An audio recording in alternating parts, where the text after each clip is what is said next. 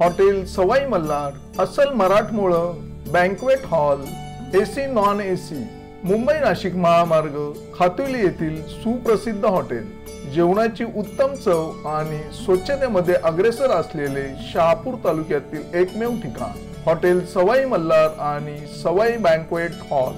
चवीचा शोध इथे संपतो। या देशात सगळ्यात सर्वश्रेष्ठ कोण असेल तर तो माणूस श्रेष्ठ आहे हे संविधान पहिल्यांदा आपल्याला सांगतं। माणूस श्रेष्ठ आणि माणूस श्रेष्ठ आहे असं म्हटल्यानंतर जात व्यवस्था ठिकाणी लागते। जात श्रेष्ठ नाहीये, धर्म श्रेष्ठ नाहीये, पंथ नाहीये, प्रदेश नाहीये, श्रेष्ठ कोण आहे? माणूस आहे। बाबासाहेबांच्या संविधानाने एक फटका मारला, जातीची उतरण खलास केली आणि कायद्यासमोर सगळे समान। नमस्कार, मी संजय भालेराव, शहापूर गजालीत आपले स्वागत आहे। सर्वांना जय भीम।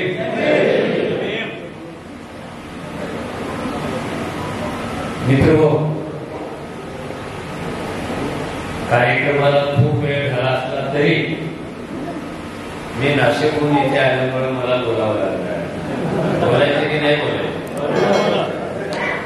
मला भूक लागली की नाही याचा विचार मी करणार नाही, तर मी पण जेवलो।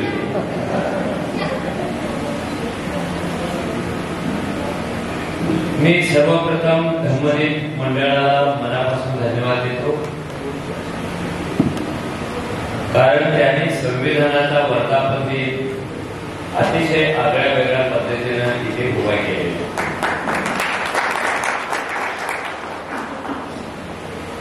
महाराष्ट्रात अशी कमी मंडळ आहे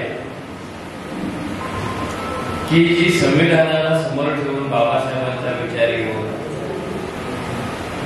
बुद्धाच्या बोधिवृक्षाखाली थांबून सातत्याने काम करतात। अशा कमी मंडळामध्ये शहापूरचे मंडळ आहे। मी उभाय सरकारच्या पुढे बसलेले आहे त्यांना धन्यवाद देतो की त्यांच्यामुळे मला आपल्या सर्वांची भेट मिळू शकते। मी कोणाची नावं घेते कारण एकेकाचं नाव 15 वेळेला रिपीट केले गेलेलं आहे। मी 16व्या वेळेला खरं म्हणजे याच्यातून आपण बाहेर पडायला पाहिजे।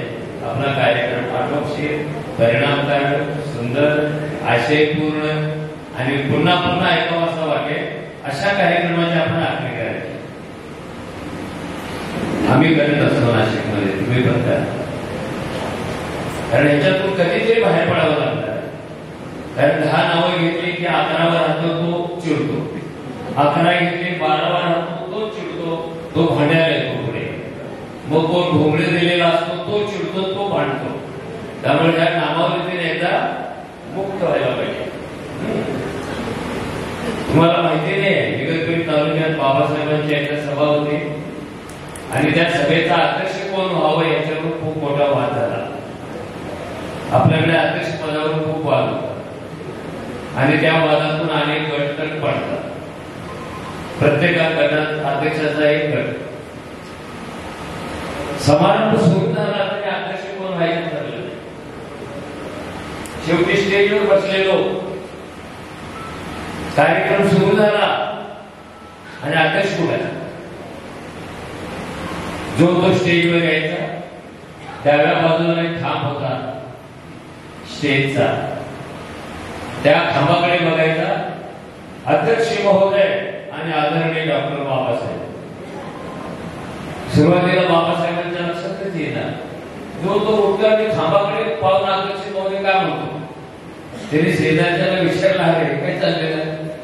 ते म्हणाले, साहेब आपल्याला अध्यक्ष नाही आहे ना। अरे पण तिकडे कोण आहे? तिकडे कोण नाही, खांब आहे। खांबाला अध्यक्ष करून आपण निर्णय घेतलेला होता। मित्रो, आपल्या सर्वांना माहिती आहे या भागात मगापासून खूप चर्चा होते सुरुवातीपासून। प्लीज थोडी शांतता पाळा, मी लवकरात लवकर थांबण्याचा प्रयत्न करेन। थांबेन असं नाही, प्रयत्न करेन। आपला भारत देश हा जगाचा सर्वात मोठा परंपरावादी, तो परंपरेवरूनच चालत आलेला आहे हजारो वर्ष. त्याला परंपरा खूप महत्वाची असते. वर्तमानाशी नातं तो साधत नाही, भविष्याचा विचार पण करत नाही, कारण तो परंपरावादी आहे. जे व्हायचं ते होईल, जे कडसनं आलं तसं चालेल. आणि ह्या परंपरा सुद्धा मोजता येणार नाही एवढं आहे. काही थांबवतेला मला सगळे दिसत आहेत, तिथून स्टेजवर बसण्याचा एवढा एकच फायदा होतो, सगळ्यांना पाहता येतं, बाकी काय फायदा नव्हते. शांत राहा असं म्हणालो ना मी. संविधानाच्या कार्यक्रमाला तरी शांत राहायचे का? नुसतं गिरावळ्यानं काय फळ आहे, घोषणा देण्यात काय फळ नाही. आकलन व्हायला पाहिजे ना आपल्याला. नुसतंच गॅदरिंग आहे का वर्षाची? आणि कॉलेजचं गॅदरिंग आणि ही गॅदरिंग फरक आहे की नाही? काय हे संविधानाचं गॅदरिंग आहे, संविधानाचं ते समोर ठेवून केलेलं गॅदरिंग आहे. मी मास्तराची नोकरी पण केलेली आहे, पत्रकाराची पण केलेली आहे. आणि मी जेव्हा बोलायला उभा राहतो तेव्हा सगळा वरून मला माझ्या डोळ्यात लागतो. एक जरी हल्ला तरी माझी गाडी पंक्चर होती, जुळवलेलं सगळं विस्फोटून जातं. आणि मग मी पण पुण्यासारखं काहीतरी बोलायला लागतो. बाबासाहेबांच्या विजयाचा, बाबासाहेब असे होते, बाबासाहेबांनी हे सांगितलं, बाबासाहेबांनी ते सांगितलं. स्वतः काय सांगायचं विसरून जातं. वर्षानुवर्ष तेच चाललं. असं म्हणाले तसं म्हणाले. भाऊ आता तुझी वेळ आहे, तू काय म्हणायचं? तुझं काय म्हणत नाही म्हणलं तू. मुद्दा, या देशामध्ये असंख्य परंपरा आहे. त्यातली एक परंपरा माणसाचं नशीब लिहिणारी परंपरा. इथे जन्माला येणाऱ्या प्रत्येक माणसाचं नशीब, त्याचं दैव कुणीतरी लिहितं. आणि ते कोण लिहितं? लिहितं कोण? अरे लिहितं कोण? मुंबईजवळ असं तुम्हाला उत्तर माहिती नाही. नशीब लिहिणाऱ्या देवीचं नाव काय? काल परवापर्यंत आपल्या बरोबरच होते ना. आणि अजूनही काही घरात असेल. ही कोणत्याही शाळेत न गेलेली सटवी, अनेक वधूवर सूचक मंडळात नाव लावून सुद्धा लग्न न झालेली सटवी, ही इथे जन्माला येणाऱ्या प्रत्येकाचं भविष्य कपाळाच्या मागे लिहिते. आणि ती जी लिहिते ते खरंच होत. ते खरंच होतं हे खरंच्या ढोंगावर सुद्धा लिहितात. समय से पहले तकदीर से ज्यादा कुछ नहीं मिलने वाला, जितना देना है उतना ही दे रहा है. तुमचं कर्ज असेल, तुमचं कर्जच आहे. तुमची झोपडी असेल, तेवढी झोपडीच आहे. हे दैववादी समाज भारतामध्ये वर्षानुवर्षे घडत होता. मोबाईल सायलेंट मोडवर ठेवा. त्याला हिमाची लेकरं असे कशी काय वागतात कळतच नाही. मोबाईल सायलेंट मोडवर. पण मी त्याच लेकरू आहे, त्यामुळे सोडणार नाही तुम्हाला. सटवीने लिहिलेलं भविष्य हे कधीच खोटं ठरत नव्हतं. जे कधीच खोटं ठरत नव्हतं असं भविष्य ती काय लिहित होती? ती लिहित होती, या देशात ब्राह्मणाच्या घरी ब्राह्मण जन्माला येणार. ब्राह्मण येत होता, ब्राह्मणाच्या पोटी ब्राह्मण येत होता. राजाच्या पोटी राजा जन्माला येणार, राजा जन्माला येत होता. हमाराच्या पोटी हमार, महाराच्या पोटी मार, मागाच्या पोटी माग, शेतकऱ्याच्या पोटी शेतकरी जन्माला येणार. हे तिचं भविष्य कधी खोटं ठरत नव्हतं. सगळ्या देशाचं भविष्य सांगणाऱ्या सटवीला एक गोष्ट मात्र कधीच कळली नाही की या देशात महाराच्या पोटी एक पोरगा जन्माला येईल आणि तो देशाची राज्यघटना लिहेल, हे सटवीला कधीच कळलं नव्हतं. शुक्राचार्य पण प्रत्यक्षात हा पोरगा जन्माला आला, भेद झाला, महाकाय झाला, राज्यघटना लिहून बसला. हे सगळ्याला कळलं नव्हतं. याचा अर्थ असा, बाबासाहेबांचा जन्म म्हणजे देशाचं भविष्य सांगणाऱ्या सटवीचा मृत्यू. बाबासाहेबांचा जन्म म्हणजे अंधाराचा मृत्यू. बाबासाहेबांचा जन्म म्हणजे गुलामगिरीचा मृत्यू. बाबासाहेबांचा जन्म म्हणजे ज्ञानाचा जन्म, अज्ञानाचा मृत्यू. त्या बाबासाहेबांना मी मनापासून अभिवादन करतो. मी पत्रकार असल्यामुळं मुद्द्यावर बोलायची सवय आहे. मुद्दा सोडत नाही. मुंबईला जायचं तर मुंबईला जायचं नाही, नगर मार्गे मुंबईला नाही यायचे, थेट मुंबईला. आपण संविधान दिन साजरा करतो, आपण करतोय. जगाच्या पाठीवर 250 देश आहेत. असाच संविधान अजून कोणत्या देशात चालू आहे सांगता येईल आपल्याला? दादा, जगात 250 देश आहेत. कोणत्या देशात संविधान दिन असतो? कुठेच नाहीये. जगात पहिली लोकशाही क्रांती फ्रान्समध्ये झाली. फ्रान्समध्ये संविधान दिन होत नाही. त्याच्या अगोदर ब्रिटनमध्ये क्रांती झाली, तिथे लोकशाही आली. तिला तर लोकशाहीची जननी म्हणतो आपण, तिथे पण नाही होत. जगात सगळ्यात प्रगत आणि श्रीमंत राष्ट्र अमेरिका, तिथे पण नाही होत. आपल्या नंतर अनेक वर्षांनी स्वतंत्र झालेल्या ताई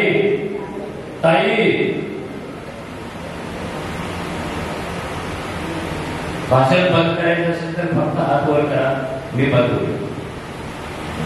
पण असे वेगळे प्रयोग करून भाषण बंद पडला. प्लीज, माझी विनंती आहे. मी माझी गरज म्हणून नाही आलेलो.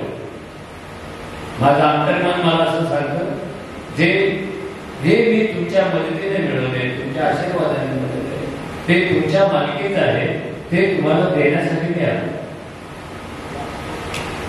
माझ्या मालकीचं काहीच नाही. तुमच्या मालकीचं तुम्हाला देऊन मोकळं होत जाणार. जगात कुठेच संविधान दिन साजरा होत नाही. जगात कुठेच संविधानाच्या फ्रेमची पूजा होत नाही. जगात कुठेच प्रियांच्या फ्रेमची पूजा होत नाही. आपल्याकडे का होत? आणि ती 2014 पासून का चालू?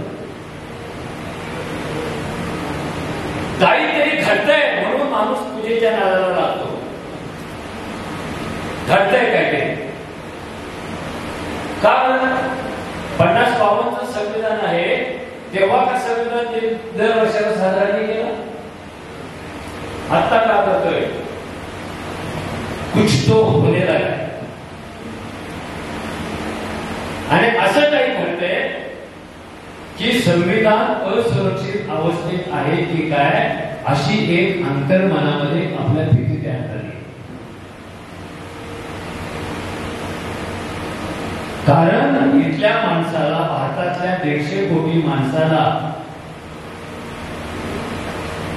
आई नसली तरी तो जगू शकतो, बाप नसला तरी जगू शकतो, घर नसला तरी जगू शकतो, उपाशी राहून तो जगू शकतो, पण तो संविधानाशिवाय जगू शकतो.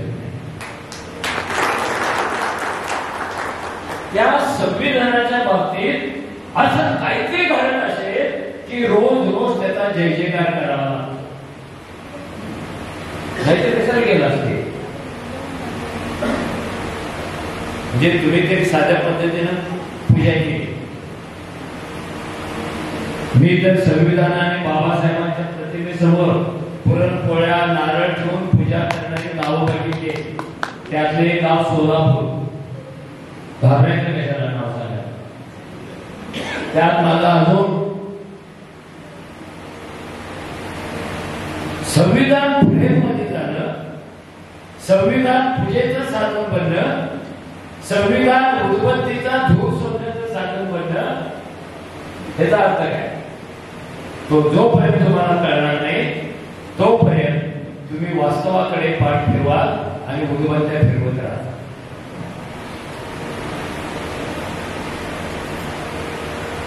का चाललंय? हे संविधान ज्या दिवशी मंजूर करण्यात आलं, म्हणजे ते 2 वेळा मंजूर झालं. एक घटना समिती त्यांनी तयार केलं, त्यांनी ते स्वीकारलं आणि दुसरं राष्ट्राने स्वीकारलं. ज्या दिवशी राष्ट्राने स्वीकारलं त्या दिवशी भारत हा प्रजासत्ताक राष्ट्र बनला. रिपब्लिक. प्रजासत्ताक म्हणजे काय? या देशामध्ये प्रारंभ, मध्य आणि शेवट फक्त आणि फक्त प्रजाच मालक आहे. प्रजेची सत्ता असलेलं राष्ट्र. ज्या दिवशी हे प्रजासत्ताक राष्ट्र बनलं, घटना स्वीकारली, जाहीर करण्यात आलं, त्याच वेळेला कोल्हापूर जवळ असलेल्या एका पीठाच्या प्रमुखांनी एक लेखी निवेदन काढलं. आपण वाचत नाही, हा आपला विषय. आपण फक्त घोषणा द्यायला शिकलो, नवीन नवीन घोषणा काढायची. कारण विचाराला हात लावताना आपल्याला दमछाक होते, भीती वाटते. विचार कसा स्वीकारायचा? प्रत्येक स्वीकारते. फोटो, झेंडा, आमो, वेगळ्या वेगळ्या घोषणा करता येतात. रक्त की तत्व आपण वाचतो. रक्त महत्वाचे की तत्व महत्वाचं? तत्व. की तत्व महत्वाचं की रक्त महत्वाचं? पण ही इतिहासाची पानं आपण कधी चालत नसतो. ती वाट पाहत असतात तुमच्याकडे. कोल्हापुरातल्या एका आध्यात्मिक प्रमुखांनी निवेदन देऊन घोषणा केली, हे संविधान एका अस्पृश्य महाराने लिहिलेलं आहे, हिंदू राष्ट्र ते स्वीकारणार नाही. पहिला धक्का होता आपल्याला. पहिल्याच दिवशी असं. पुढे काय होणार आहे? पुढे काय होणार आहे? आणि हे भारतातच असं घडलं. भारताच्या बाहेर अशा कोणत्या देशामध्ये घडलेलं नव्हतं. 4 दिवसांनी दुसऱ्या एका संघटनेच्या माणसाने निवेदन काढलं आणि त्यांनी सांगितलं, हे संविधान हिंदूंच्या विरोधात आहे. कारण संविधानामध्ये हिंदूंचं कुठेच कौतुक नाही, त्यांच्या परंपरेचा उल्लेख कुठेच नाही. हिंदू समाज कसा स्वीकार? पुन्हा धक्का करायचा. हे धक्क्यावर धक्के सहन करत करत करत आपलं संविधान पुढे चाललेलं आहे. आणि 2010च्या नंतर अशा घोषणा झाल्या की या देशातील लोक हे संविधान बाजूला ठेवतील आणि धर्माधिष्ठित राष्ट्रासाठी नवं संविधान लिहितील. 14 मध्ये भाषा काय होती? ह्याचा थोडा फेरविचार करायला, ह्याचा थोडा पुनर्विचार करायला, ह्याचं थोडं पुनर्लेखन करायला पाहिजे. धक्क्यावर धक्के. घटना स्वीकारल्यानंतर 25-30 वर्षांनी राजस्थानच्या हायकोर्टासमोर मनुचा पुतळा उभा आहे की बाबासाहेबांच्या संविधानाने ज्या मनुस्मृतीचा मुर्दा पाडलेला होता, 14 तळ्यात सत्याग्रह करून मुर्दा पाडलेला होता, तो पुतळ्याच्या स्वरूपामध्ये जयपूरच्या हायकोर्टासमोर उभा राहिला. आणि अजून माझं भाषण चालू असतानाही त्याला कोणी धक्का देऊ शकलेलं नाही. आणि आता तर धक्का देण्याची शक्यताच आहे. शक्यता नाही. पुन्हा आपल्या काळामध्ये धसवतो. हे संविधान काय विक्रम सांगत होते तुम्हाला, आगे क्या होने वाला. आणि जेव्हा या संविधानाभोवती असुरक्षिततेचे ढग वाढत आले, त्यावेळेला या संविधानाला मायबाप समजणारा सगळ्यात मोठा वर्ग आहे तो आपण आहोत. काही करून तिच्या भोवती कवच कुंडल तयार करायला पाहिजे सुरक्षेचं, काही करून. मग प्रियांबल पुस्तकात यायला लागले, मग प्रियांबल शाळेत म्हणायला लावायला लागले. असं करत करत आपण बाबासाहेबांच्या बुद्धाच्या प्रतिमेबरोबर संविधानाची फ्रेम पण ठेवायला लागलो. इनसिक्युरिटी फिलिंग आहे, इनसिक्युरिटी फिलिंग आहे. संविधानाचं काय होणार, इनसिक्युरिटी फिलिंग. आणि एका अर्थाने आपण पण दैवाने झालो ना. तुझी पूजा करतो हा संविधान, तुझ्या पूजापती पूजा करतो हा. परदेशी जाना नाही गाणं म्हणतो. असं गाणं म्हणत म्हणत म्हणत संविधानाविषयी असलेलं आपलं प्रेम, आपली बांधिलकी, आपला जिव्हाळा व्यक्त करत करत आपण इथेपर्यंत पोहोचलो. आपल्या एका बाईने सातारा जिल्ह्यातल्या, नाव माहिती आहे का त्या बाईचं तुम्हाला? तिनं पण आत्मकथन लिहिलं, देविका. नाव आठवते कोणाला? देवी कांबळे. दलित समाजातील महिलेचं पहिलं आत्मकथन देवी कांबळे. सामान्य बाई आहे, खेड्यात राहते आणि तिला पण जाणवत असेल असुरक्षितता. बाबासाहेबांच्या संविधानाचं काय होणार, काय होणार, काय होणार. तिनं आपल्या गावात या देशातलं पहिलं संविधान मंदिर उभे केलं आपल्या बाई. आणि तुम्हाला पटो अथवा न पटो, आपल्या समाजामध्ये पुरुषापेक्षा बाया पराक्रमी असतात, हे कधीतरी मोकळ्या मनाने मान्य करायला शिका.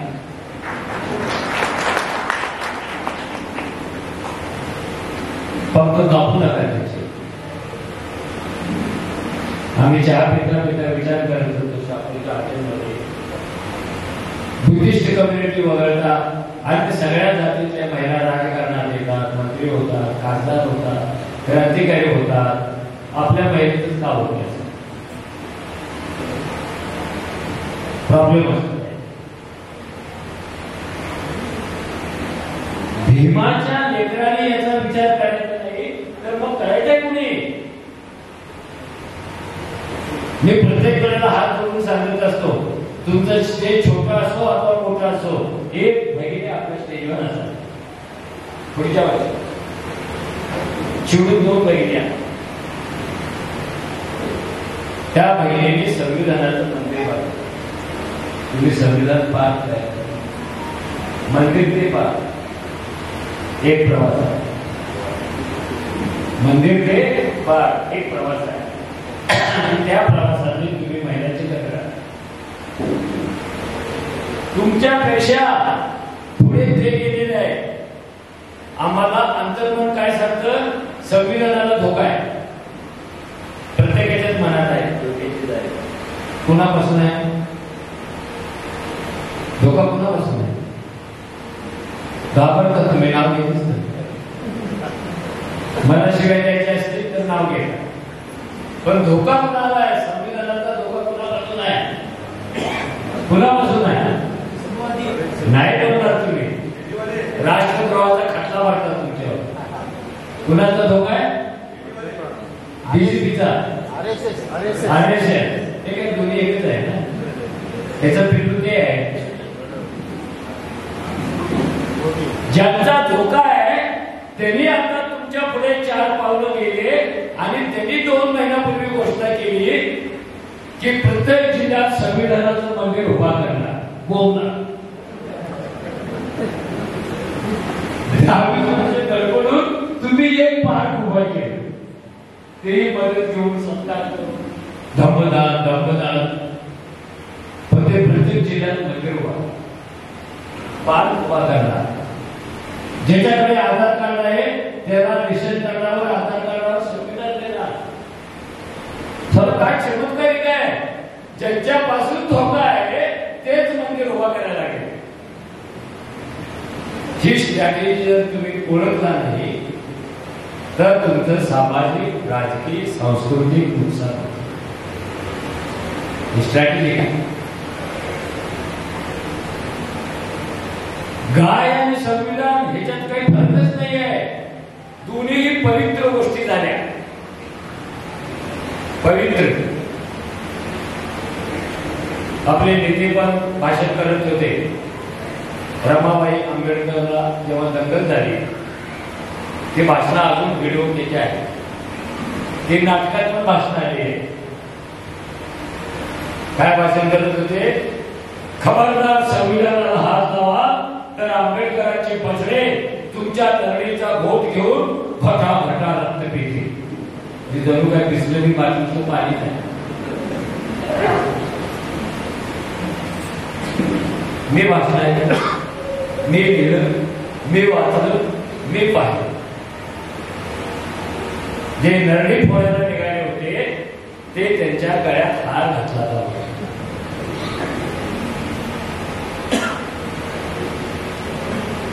त्यामुळं संविधानाचा रक्षण करणारा वर्ग जो कमी कमी होत चाललेला आहे आणि विरोध करणारा वाढत चाललेला आहे.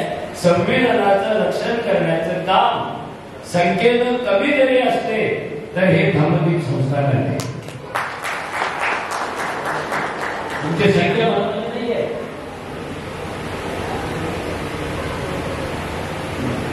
जेव्हा सगळेच दिवे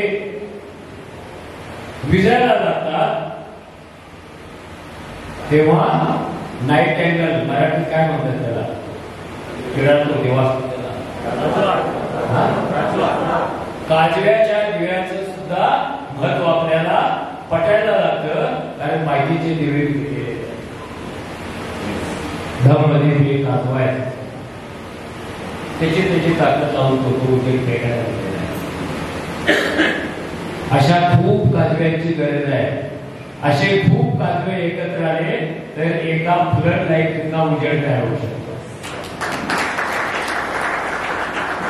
काजवे गोळा करतात.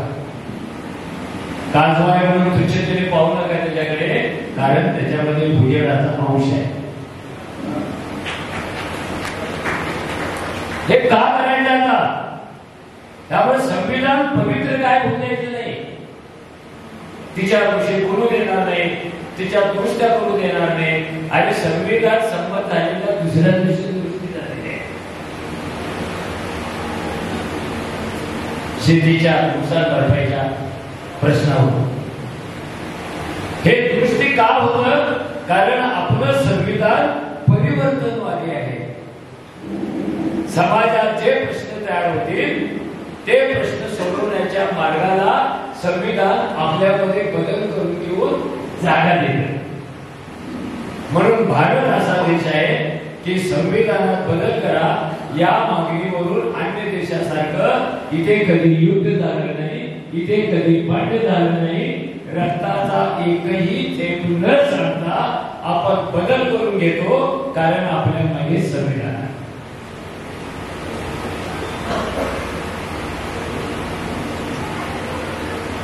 संविधानाने बदलायलाच पाहिजे. जर बदललं नाही तर पाठवतो. मुद्दा काय?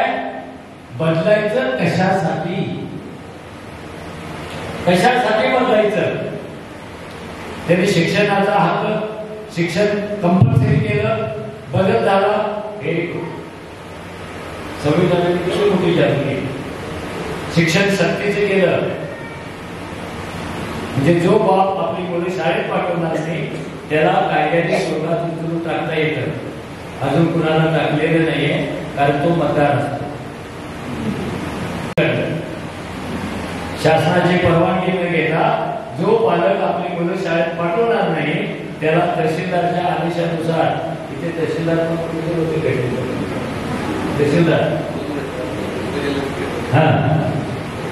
अजून अधिकार हे तिथे घडत होते. हे जे संविधान आहे हे तुमच्या हातातलं लढण्याचं साधन होऊ नये असा विचार करणारी एक व्यवस्था आहे. मग ते काय व्हायला पाहिजे? पूजेचं साधन व्हायला पाहिजे. माझ्या काही मित्रांनी संविधानाला चांदीचं फ्रेम बनवलेलं आहे. आपल्याकडे सोन्याचा पण भूत असतो. जे सगळी संपत्ती फेकली तिची मूर्ती कशात? सोन्या. जिवंत असता होती तर काय झालं असतं माहिती. तुम्ही पूजा पाठामध्ये लागायला पाहिजे. काय संविधान संविधान संविधान तुम्ही काहीच करू शकणार नाही. तुम्ही काय करायला पाहिजे? संविधानासाठी जागण्याचं काम करायला पाहिजे. जागते रहो. मुंबईत येतो की राहते काठीवर जागते रहो. धोके वाढायला लागलेले आहेत, सावल्या वाढायला लागलेले आहेत, ढग वाढायला लागलेले आहेत. हे काम वाढतं. याला संविधान काम जे आहे त्या स्वरूपात काय होतं? कारण या संविधानामध्ये पहिलं तत्व आहे या देशात सगळ्यात सर्वश्रेष्ठ कोण असेल तर तो माणूस श्रेष्ठ आहे. हे संविधान पहिल्यांदा आपल्याला सांगतं. माणूस श्रेष्ठ आणि माणूस श्रेष्ठ आहे असं म्हटल्यानंतर जात व्यवस्था ठिकाणी लागते. जात श्रेष्ठ नाहीये, धर्म श्रेष्ठ नाहीये, पंथ नाहीये, प्रदेश नाहीये. श्रेष्ठ कोण आहे? माणूस. एका माणूस श्रेष्ठ म्हटला की हे सगळं पत्त्याच्या बघण्यासारखं कोसळायला लागतं आणि ज्याने ते त्याने स्वार्थासाठी देणार आहे हे टिकलं पाहिजे. म्हणजे घटनेने कायद्यासमोर सगळे समान हे तत्व दिलं. त्याचा कधी अर्थ नीट घेतलाच नाही आपण. कोण आहेत सगळे? कायद्यासमोर सगळे समान म्हणजे हे सगळे कोण आहे? हे सगळे म्हणजे 4000 जाती आहेत. आपल्याकडे आहेत ना 4000 आणि त्या जाती कशा आहेत? एक टॉप आहे, एक बॉटम आहे, एक ब्राह्मण आहे, एक भृगी आहे आणि मध्ये 4000 ज्या जाती आहेत. बाबासाहेबांच्या संविधानाने एक फटका मारला, जातीची उतरण खलास केली आणि कायद्यासमोर सगळे समान. कुछ नाही बनेगा. ब्राह्मण हो, भनिया हो, भृगी हो, कुछ भी हो, सगळे समान. कायदा आपल्या समोर येणाऱ्या माणसाला पाहताना अपमान भाव करणार नाही.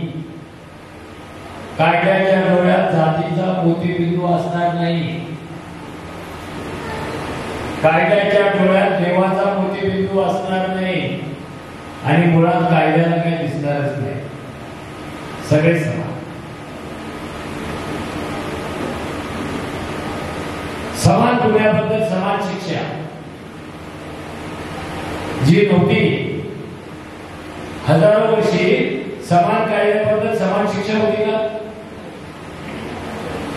शूद्राचा ज्ञानाचा शब्द उच्चारला की मुंडकं कापायचं आणि वरच्याने ज्ञान उच्चारलं की सत्कार करायचा. एकच गोष्ट आहे ज्ञान. एकाने उच्चारलं मुंडकं तो, दुसऱ्याने उच्चारलं अंगठा काप, तिसऱ्याने उच्चारलं शाळेबाहेर बसव, चौथ्याने उच्चारलं बहिष्कार टाक. बाबासाहेबांच्या संविधानाने शिक्षण सार्वत्रिक केलं, तुमची प्रतिष्ठा सार्वत्रिक केली. प्रतिष्ठा तुमची तुम्हाला मी म्हणून म्हणणार नाही, त्याचा प्रचार जास्त करून. कारण म्हणून मी सांगितलंय शूद्राने बाईकडे वाकड्याला जरी बघितलं तुझं मुंडकं करू आणि वरच्या जातीच्या माणसाने बघितलं तर त्याला अर्धा पैसा दरकार. बाई एकच आहे, बघणं सारखंच आहे. एकाने बघितलं मुंडकं झोपलं, दुसऱ्याने बघितलं एक पैसा. ते सगळं केलं आणि कायद्यासमोर सगळे समान. हे सगळे समान आहेत आणि हे सगळे न्यायाचे अधिकारी आहेत. समान न्याय. मी जसं म्हणालो ना, शहापूरमधल्या माणसाने कोंबडी चोरल्यावर जेवढी शिक्षा होते तेवढीच मुंबईतल्या कोंबडी चोरल्यावर शिक्षा होते. असं आहे का? शहापूरमध्ये कोंबडी चोरली की लय मोठा गुन्हा, आणि मुंबईत चोरली की नाही. कोंबडी चोरल्यावर काय करायचं हे कायदे. ताज्या घडामोडींसाठी पाहत राहा शहापूर गजाली. धन्यवाद.